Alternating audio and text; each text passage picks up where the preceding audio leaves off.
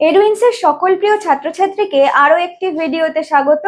আজকে আমরা নবম শ্রেণীর গণিতের ক্ষেত্রফল সংক্রান্ত উপপাদ্য থেকে একটি অঙ্ক করে নেব। তাহলে দেখা যাক প্রশ্নে কি বলেছে। প্রশ্নে বলেছে এ বি সি ডি যথাক্রমে PQRS সামান্তরিকের PQ QR RS SP বাহুর মধ্যবিন্দু। PQRS সামান্তরিক আকার ক্ষেত্রের ক্ষেত্রফল 36 বর্গ সেন্টিমিটার হলে ABCD ক্ষেত্রের ক্ষেত্রফল কত? তাহলে প্রথমে কি জানতে হবে, প্রশ্নে কি বলেছে সেইটাকে বুঝে একটা ছবি এঁকে নিই, যাতে আমরা সহজেই বুঝতে পারি কিভাবে অঙ্কটা করব। প্রথমে বলেছে কি PQRS একটা সামান্তরিক, তাহলে এটা দিয়ে শুরু করি, কারণ মধ্যবিন্দু জানতে গেলে আগে সামান্তরিকটাই আমাদের জানতে হবে। চলো দেখে নেওয়া যাক। আমি একটা PQRS সামান্তরিক আঁকছি। আচ্ছা, একটু বড় করে আঁকছি যাতে তোমাদের বুঝতে সুবিধা হয়।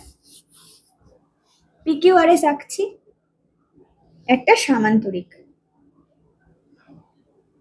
তাহলে নাম দিয়ে দিচ্ছি কি PQRS। তাহলে এটা একটা সামান্তরিক। এবারে সামান্তরিকে কি বলেছে, ABCD হচ্ছে এই বাহুগুলির মধ্যবিন্দু। তাহলে প্রথমে A কার মধ্যবিন্দু? A হচ্ছে এর মধ্যবিন্দু। PQ এর দেখো যথাক্রমে লেখা বা এইভাবে যদি কন্টিনিউয়াস লেখা থাকে তাহলে এইগুলো কি হিসেবে হয়, A হচ্ছে প্রথমটা আর B হচ্ছে সেকেন্ডটা, এইভাবেই যেতে হয়। তাহলে এখানে বলেছে PQ এর মধ্যবিন্দু A, তাহলে আমি ঠিক মিডিল পয়েন্টটাকে কি নাম দেব? A দিচ্ছি। দেন বলেছে যে B হচ্ছে QR এর মধ্যবিন্দু, তাহলে এখানে আমরা B লিখছি।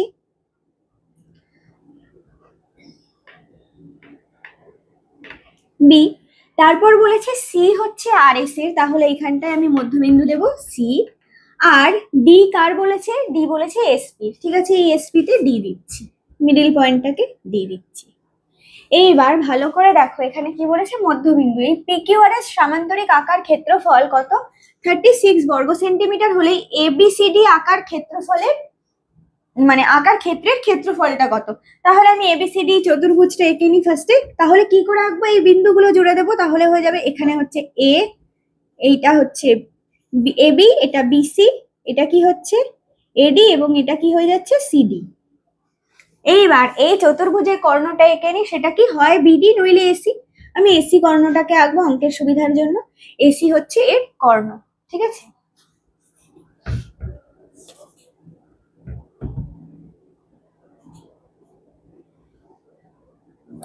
আশা করি এতটা পর্যন্ত কারোর কোনো সমস্যা নেই। এইবার দেখো ভালো করে, এইখান থেকে কি পেয়ে যাচ্ছি, এই যে লিখে নি তাহলে, PQRS সামান্তরিকের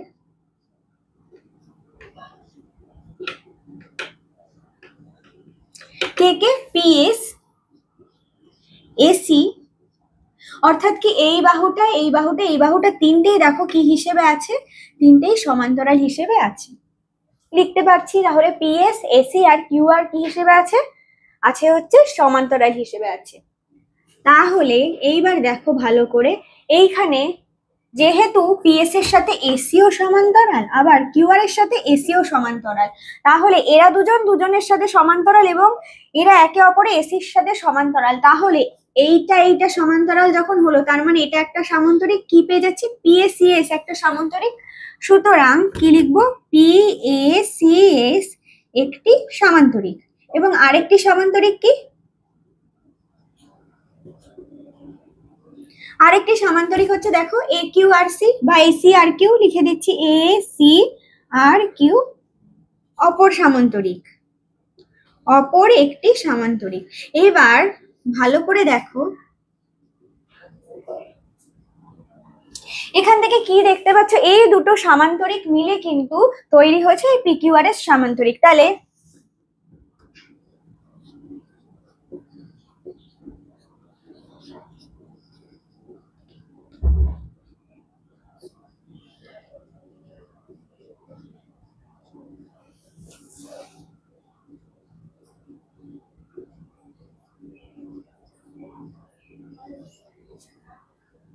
বোঝা গেল? এইবার বাকি অঙ্কটা করার আগে এই জায়গাটুকু মুছে দেবো, ভালো করে দেখে নাও।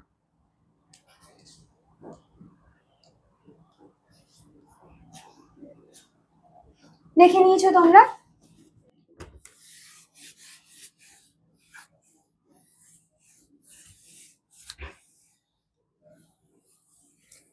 এইখান থেকে কি বুঝতে পারলে তাহলে এটা একটা সামান্তরিক, এবং এইখানে কি এই এডিসি, ভালো করে দেখো এডিসি ত্রিভুজ কোন সামান্তরিকের আন্ডারে আছে, আছে হচ্ছে এপিএসসি বা এসিএসপি। ঠিক আছে, এপিএসসি সামান্তরিকের আন্ডারে আছে কি এই ত্রিভুজটা এবং এই সামান্তরিকটা। এইবার সূত্র থেকে বা উপপাদ্য থেকে কি জেনে এসেছো যে একই ভূমি এবং একই সমান্তরাল সরলরেখা যুগলের মধ্যে অবস্থিত সামান্তরিক এবং ত্রিভুজ কি হয়, ত্রিভুজটির ক্ষেত্রফল সামান্তরিকের অর্ধেক হয়, এটা তোমরা জানো। তাহলে এই সামান্তরিক আর এই ত্রিভুজের সম্পর্কটা কি, এই ত্রিভুজের ক্ষেত্রফল এই সামান্তরিকের ক্ষেত্রফলের হাফ। সুতরাং আমরা কি লিখতে পারি, ত্রিভুজ এডিসি এর ক্ষেত্রফল is equal to half into সামান্তরিক, সামান্তরিক কার, এপিএসসি এসির ক্ষেত্রফল। সেম ভাবে আমরা নিচের ত্রিভুজটার ক্ষেত্রেও লিখতে পারবো, যেটা কিনা এইদিকে আছে যে এ কে এসি আর কিউ, এই সামান্তরিকে কি হয়েছে, এই এবিসি ত্রিভুজটা কি হয়েছে এর অর্ধেক, তাই তো, কারণ এরা একই ভূমি এবং একই সমান্তরাল সরল রেখা যুগলের মধ্যে অবস্থিত। এই এবিসি ত্রিভুজটা কার অর্ধেক হবে, এসি আর কিউ এর, তাই তো।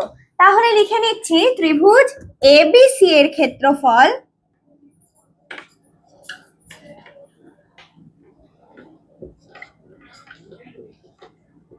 হাফ ইন্টু সামান্তরিক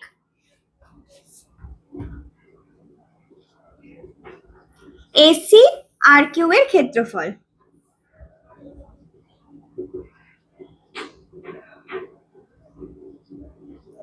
এইবার তোমরা ভাবছো হঠাৎ করে ত্রিভুজের ক্ষেত্রফল কেন বার করছি, দেখো এই এডিসি ত্রিভুজ এবং এই এবিসি ত্রিভুজ মিলে গেলেই এই পুরো ক্ষেত্রফলটা কার ক্ষেত্রফল হয়ে যাচ্ছে, ভালো করে দেখো, এই পুরো ক্ষেত্রফলটা হচ্ছে এই এবিসিডি এই সামান্তরিকের ক্ষেত্রফলটা হয়ে যাচ্ছে, তাই তো।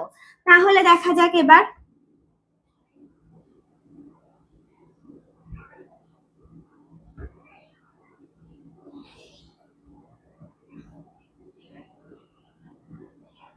হ্যাঁ তাহলে আমি লিখে ফেলি যে এই এবিসিডি এর ক্ষেত্রফলটা কিভাবে বের করব।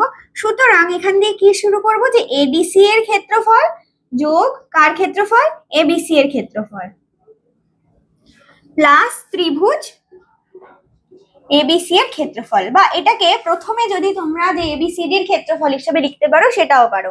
তাহলে লিখে দিই যে এবিসি এর ক্ষেত্রফল, এটা ইজ ইকুয়াল টু কি লেখা যায়, এটা ইজ ইকুয়াল টু লিখবো আমরা যে কার, এই হাফ ইন্টু সামান্তরিক এপিএসসি এর ক্ষেত্রফল প্লাস হাফ ইন্টু সামান্তরিক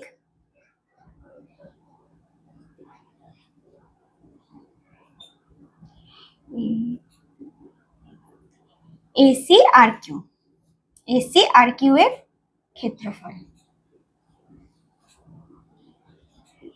তোমরা দেখে নাও, তারপর মুছে বাকিটা করি।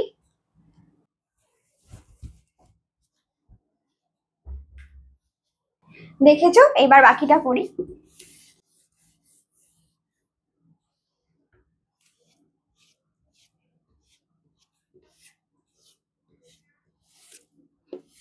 এইবার আমি এইটাকে কি লিখে দেব, লিখবো এটা হচ্ছে কার, এবিসিডি চতুর্ভুজের ক্ষেত্রফল, তাই তো।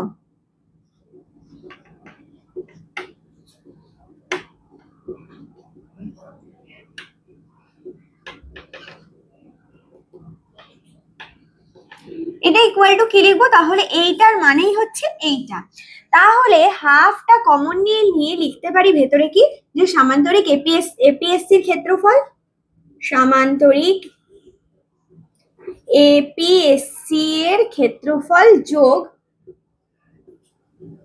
এখানে তাহলে এই হাফটাও কমন যাচ্ছে, তাহলে সামান্তরিক এসি আর কিউ এর ক্ষেত্রফল, সামান্তরিক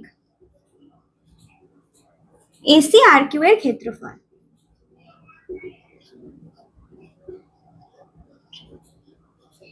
তাহলে এই দুটো সামান্তরিক কি কি, প্রথমে আছে এপিএসসি এবং কি এসি আর কিউ, এই দুটো মিলেই তো তৈরি হচ্ছে পিকিউ আর এস, তাই তো। তাহলে আমি এখানে কি লিখবো, হাফ ইন্টু এই দুটোর যোগফলই যেহেতু সামান্তরিক পি কিউ আর এস, তাই লিখবো half into সামান্তরিক P Q R S এর ক্ষেত্রফল।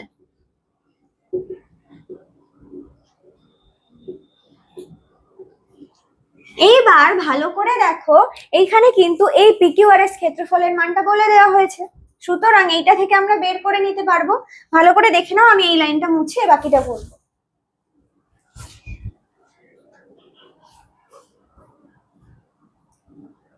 দেখে নিয়েছো, তাহলে এটা মুছে দিচ্ছি।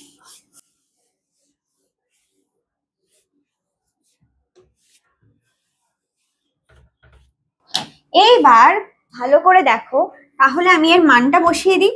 এর মানটা কত আছে? হাফ, আর এর মান বলেছে 36 বর্গ সেন্টিমিটার, তাহলে হাফ ইন্টু 36 বর্গ সেমি। এইবার কেটে দিচ্ছি, কত থাকে? 18 দুগুণে 36, অর্থাৎ 18 বর্গ সেমি। তাহলে আমরা এবিসিডি এই ক্ষেত্রের ক্ষেত্রফলটা পেয়ে গেলাম। এটাই আমাদের প্রশ্নে চেয়েছিল, তাহলে আমরা উত্তর পেয়ে গেছি। তাই আজকের ভিডিওটি এই পর্যন্তই। এই অধ্যায়ের অন্য কোনো অঙ্কে যদি আরো কোনো সমস্যা থেকে থাকে তাহলে অবশ্যই সেটি কমেন্টের মাধ্যমে জানিও, আমি পরবর্তী ভিডিওতে তার সমাধান নিয়ে আসব। এইরকম আরো শিক্ষামূলক ভিডিও পেতে আমাদের ইউটিউব চ্যানেল এডুইন্সকে সাবস্ক্রাইব করবে। এছাড়াও আমাদের ফেসবুক পেজ হলো এডুইন্স, সেটিকে লাইক, কমেন্ট ও শেয়ার করতে ভুলো না। ধন্যবাদ। Edwins, learn, grow, succeed.